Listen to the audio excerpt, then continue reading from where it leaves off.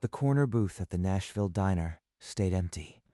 By 7, Christine knew something was wrong. In 10 years, he never missed a single morning, not one. David Clarkson had walked through that door at 6 o'clock sharp, every weekday since she started. She never asked his order. She just poured black and steaming. He always tried to pay with the same worn dollar, creased from 100 folds, and every morning, without a word, she pushed it back into his palm. It's almost 8. He's never this late. Something's not right. She walked to the corner booth and picked up the overturned coffee mug. Her thumb traced the rim. She poured herself a cup of black coffee and drank it standing. It didn't touch the knot beneath her ribs. The morning light grew sharper. Outside, only an empty parking lot stared back. But 10 years of mornings don't vanish into a single empty booth. They settle deep like coffee grounds at the bottom of a cup. David arrived in snow, in summer heat, in the gray drizzle of October. He hung his jacket on the same hook every time. She poured black coffee, no sugar, before his knees touched the seat. Steam rose in the exact same way every morning. His worn dollar arrived like clockwork, and her hand just as reliably returned it to him without a word. After a bad storm, when the roof leaked and business was slow, he looked at her and gave her the only sentence she'd ever need. Thank you. You are welcome. He's a vet. It's just coffee. She slipped $1 from the tip jar and fed it into the register. The till never knew the difference. No dollar to push back. No cup to pour. No David. Christine arrived at 5:30, before the coffee had finished brewing. She set the chairs down and straightened the corner booth first, as if that would summon him. Just running late. He's probably stuck in traffic on Briley Parkway. 6:30, 7. She poured the cold coffee out and filled the cup again, steam rising into a hollow morning. He never missed a day. Not in 10 years. The other waitress met her eyes and looked away. Christine's knuckles went pale on the pot handle. The diner phone rang. The owner picked up, listened, then hung up. His eyes never found hers. That was about David. I can feel it. She wiped the counter in slow circles until the cloth was dry. She would not cry on the floor. He'll be here. He never sleeps in. Please, David. Just walk through that door, please. At 11 a.m., a black stretch limousine turned into the diner parking lot, slicing the morning like a seam of polished onyx. A chauffeur in a crisp black uniform stepped inside, a Marine Corps pin glinting on his lapel. Ma'am, are you Christine? Yes. My name is Thomas. David Clarkson passed away this morning in his sleep. He handed her a thick envelope, her name scrawled across it in a hand she'd never seen write a single word. He left instructions. I am to bring you to his lawyer's office to hear his final words. He's gone. 10 years. And I never asked him a single question. She set the coffee pot down and untied her apron, as if the threads were holding her together.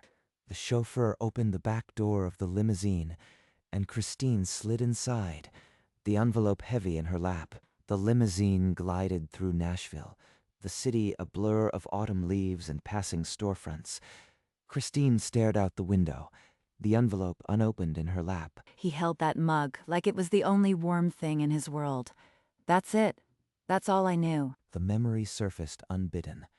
A rain-soaked morning, his hand hesitating over the cup, and words he'd held back for a decade. You don't have to. I know. He never spoke more than a handful of words a day. Until the storm, I thought he just didn't like talking. Thomas drove in complete silence, his posture military straight, the Marine Corps pinned steady against his lapel, as if he were driving a fallen soldier home. Did you know him? Everyone at the VA knew Mr. Clarkson, ma'am. He just didn't know they did. The envelope felt like a stone on my thighs.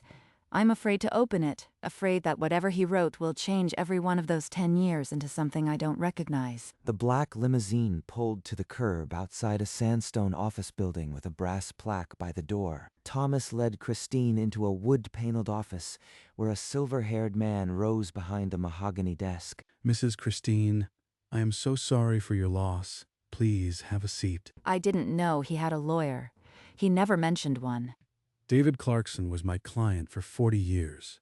He left very explicit instructions about this day. He gestured to a small wooden box on the desk, sealed, a brass clasp gleaming, the name Christine engraved precisely on a brass plate. Before I read you his letter, I think you should know who he really was. He was just David. He drank coffee and never said much. Henderson opened a manila folder and slid a photograph across the desk. A young Marine in full dress blues, standing proud in a jungle clearing, eyes sharp and undefeated. He was a hero who never let anyone thank him. In 1968, his entire platoon was ambushed. David was the only one who came home. He told me once he felt guilty for every breath he took. Survivor's guilt. That's why he never spoke. He started a construction company, built it into a regional giant, and sold it for millions. He tried to pay me $1, all that money, and he wanted me to take his $1. He gave away almost everything to veterans' charities, anonymously. He was the second largest individual donor in Nashville for 30 years. That faded jacket, the worn shoes. He lived like a poor man while giving millions. The dollar she'd pushed back every morning was the only currency he permitted himself. He didn't want me to know he was rich. He just wanted the coffee. The sealed box on the desk still waited, her name shining on the brass plate. Christine sank back into the leather chair, her hand pressing the envelope against her thigh, as if it were the only thing keeping her anchored. He never said a word.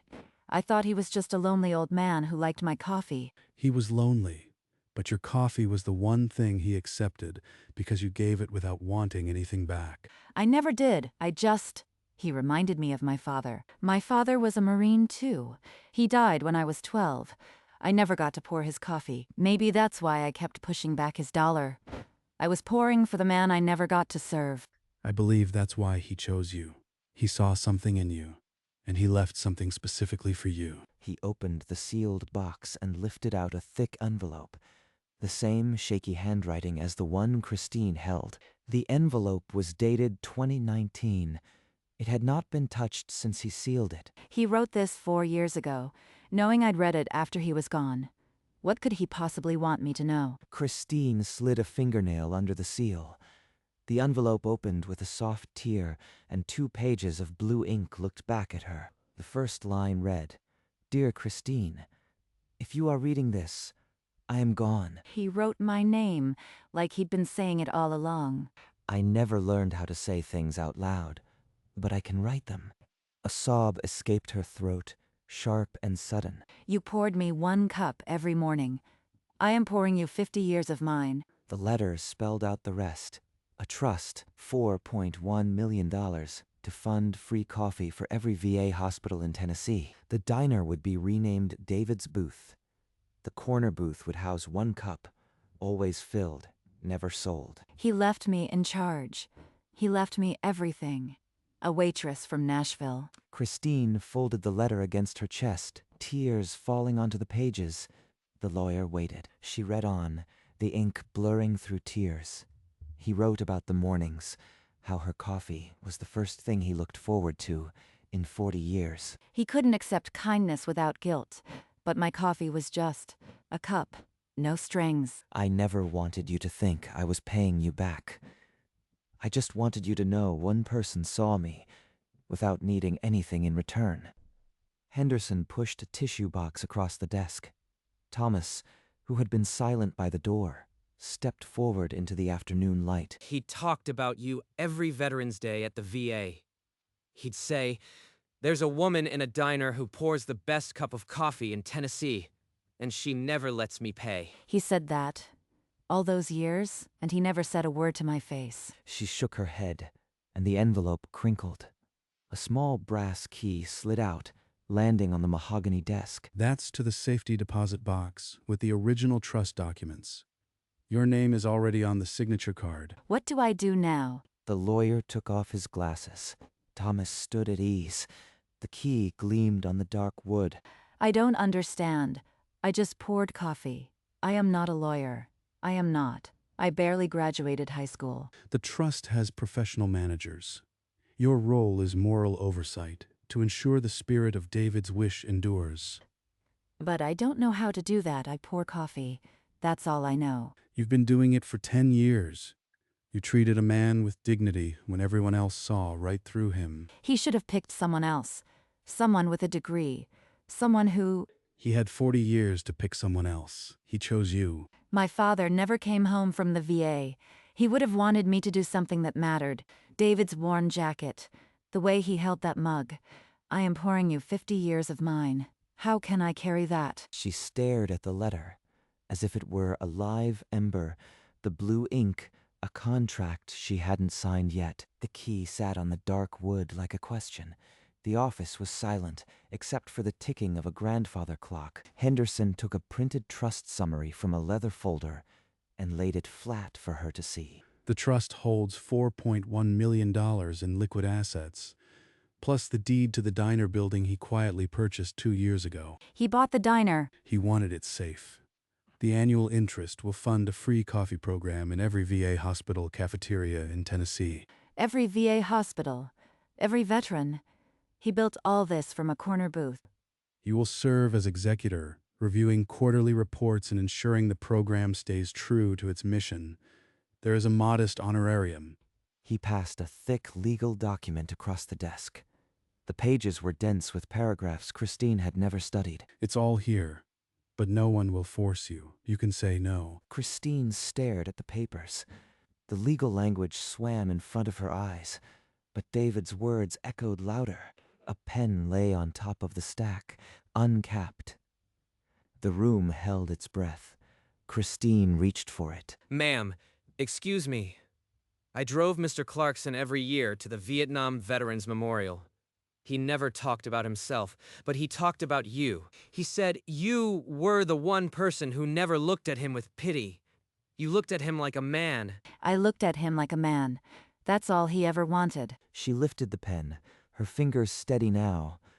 The weight of David's silence suddenly lighter. You poured me 1 cup. I can pour more. I can pour 50 years of yours. Please sign here, Christine, executor of the David Clarkson Trust. The nib scratched across the paper. Ink flowed into the letters of her name, a full final loop on every curve. She set the pen down. The ink was still wet. The trust was alive. Thomas brought his hand to his brow in a crisp salute. A Marine honoring a new kind of service. Christine held the folded letter against her chest again, but this time it felt like armor, not a wound. After the ink dried, Henderson handed Christine a crisp business card and a folder with the trust's letterhead. The trust officers will contact you tomorrow. The diner closes for 1 week for renovations. We'll put up the new sign, prepare the booth. What about my job, my tips? The trust will employ you as hostess docent. You'll be compensated. This diner is yours to steward now. Thomas held the limousine door open. The ride back was quiet. Christine staring at the diner's neon sign as they approached. The diner was empty when she walked in. The chairs were upside down, the coffee pots cold. She crossed to the corner booth, its overturned mug still waiting. She righted it with a small ceramic click. Her palm rested on the worn red leather where David had sat for a decade. I'll keep your cup full, David. Every morning. She didn't know it yet, but outside, a work crew was already measuring for the new sign. 1 week later, a small crowd stood on the sidewalk as workers hoisted a retro neon sign. David's booth. Underneath, a smaller sign read, "Home of the Never Sold Coffee." Inside, the diner had been lightly refreshed. A brass plaque now glinted on the corner booth table. It read, "For David Clarkson, who poured 50 years into 1 cup." Christine smoothed the edge of the booth seat before she read it aloud. She placed a framed photograph of young David in dress blues next to a single polished ceramic mug. She lifted the glass coffee pot and filled the mug. Steam rose in a thin, reverent column. The former owner, a weathered man taking a generous pension, shook her hand and said it was always his booth anyway. It was always his. 1 cup. Always filled. Never sold. Starting right now. The first customers would arrive within the hour. But for now, the booth held only her and a promise. She touched the rim of the mug, the same spot David's thumb had worn smooth over a decade. At 6 a.m., the doors opened. A reporter from the Nashville Tennessean flipped a notebook open as veterans and regulars filled the booths. He was a good man who carried a lot. He finished his coffee here every morning in peace. A Vietnam vet in a wheelchair rolled to the corner booth and touched the brass plaque with trembling fingers. He traced the letters. "I knew guys like him," he said quietly. Christine poured him a fresh mug. He reached for his wallet. Fumbling a worn dollar, she placed her hand over his and pushed the bill back into his palm, the gesture as automatic as breathing. This isn't my diner. It's theirs. It was always his. The first tear of the day fell from her. She wiped it with her wrist and kept pouring. The diner filled with quiet voices and the clink of cups. In the corner booth, one cup remained always full, never sold. David, I hope you can see this. Weeks passed. The story spread through veteran networks and local news. One afternoon, a woman walked in holding a faded photograph. She placed it on the counter.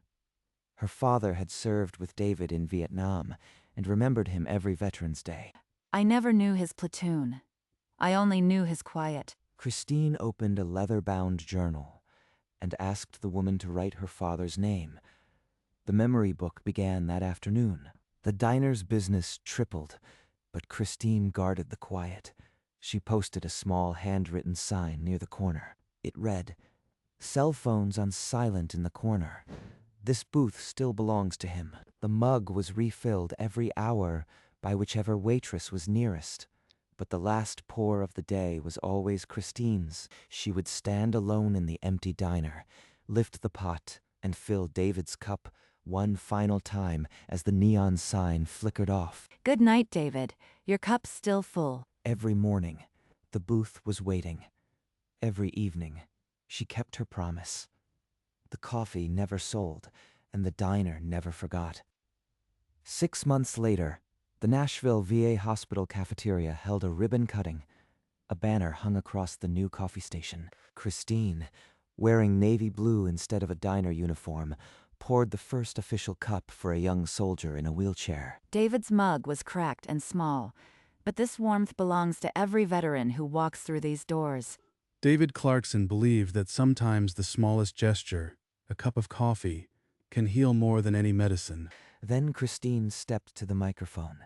The worn letter unfolded in her hand. She read the line that started it all. "You poured me one cup every morning. I am pouring you 50 years of mine." The room went quiet. An elderly veteran in the back removed his cap. A nurse wiped her cheek. We've poured the first of 50 years, David. They're all yours.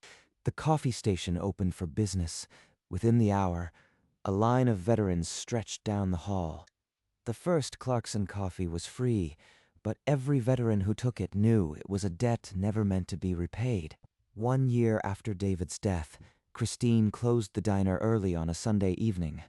The last customer had left, and the neon sign cast its glow on an empty parking lot. She walked to the corner booth, now with a small shelf of mementos, a Marine Corps pin, the photograph, a dried rose in a glass vase. She lifted David's cup from its spot, rinsed it, and brewed fresh coffee. The aroma filled the silent diner. She poured one cup and placed it on the far side of the booth. Then she sat opposite, in the seat that had always been his. I kept it full, every day. She took a sip from her own cup. The coffee was bitter, the way he'd liked it. The folded letter rustled in her apron pocket. She didn't need to read it anymore. The words were stitched into her. One cup became 50 years. 50 years of a waitress and a quiet man in a corner booth. She let the coffee go cold in her cup, but his she refilled one more time before she closed up. She locked the diner door behind her, leaving the booth waiting in the dark, a cup of coffee still steaming. The next morning, before the sun cleared the rooftops, Christine arrived at a dark diner. She turned on the coffee machine first, and the soft gurgle filled the silence. She walked to the corner booth. The cup from the night before was cold. She lifted it, washed it, and dried it until it shone. She filled it with steaming black coffee and set it precisely in the center, the handle angled the way David had always turned it. She straightened the framed photograph of the young Marine and ran a finger along the brass plaque. The morning sun hit it with a flash of gold. Good morning, David. Outside, a single figure stood by the locked door, an elderly veteran in a worn cap. He didn't pound on the glass. He just waited. Christine unlocked the door. He tipped an imaginary hat and walked straight to the corner booth, ignoring the counter. He stood for a long moment, reading the plaque. Then he asked for nothing but coffee. She poured him a fresh mug. He didn't reach for his wallet. Instead, he picked up the cup and raised it toward the photograph. He didn't come for a free cup. He came because it was David's booth. In a Nashville diner, the coffee pots have been warm for 50 years. A single cup in a corner booth has never been sold. For 10 years, a waitress poured black coffee for a man who never asked for it and never paid a cent. She thought she was giving him a gift. What she didn't know was that David Clarkson had been pouring back all along. His quiet fortune became free coffee for every veteran who walks through the doors of a VA hospital in Tennessee. A nurse raises her cup. An old soldier smiles. A debt that was never owed is repaid in steam and warmth, because sometimes the smallest kindness, repeated without thought of reward, becomes a river. Christine still wears the same uniform. She still ties her teal scarf every morning, and every morning, before the doors open, she fills one cup and places it on the far side of the corner booth. The coffee is never sold. The debt is never collected. Some cups are just love, and in Nashville, the diner known as David's Booth stays open, serving 1 cup an hour to anyone who needs to remember. It was late. The diner was dark. The neon sign switched off. Only the corner booth held the last light. The camera crept toward it. The cup on the table was empty, but clean, waiting for morning. In a small vase, a single dried rose had let one petal fall onto the worn red leather. Moonlight came through the window and lay across the brass plaque, the photograph, the silent seat. Some cups are never sold. Some debts are never collected. Some coffees are just love. The booth held the quiet, as if David were still there, his cup waiting, the promise kept. Slowly, the light began to fade. First the window, then the plaque, then the cup, until only the petal remained, and then that too was gone. In memory of David Clarkson and the waitress who never let him go thirsty.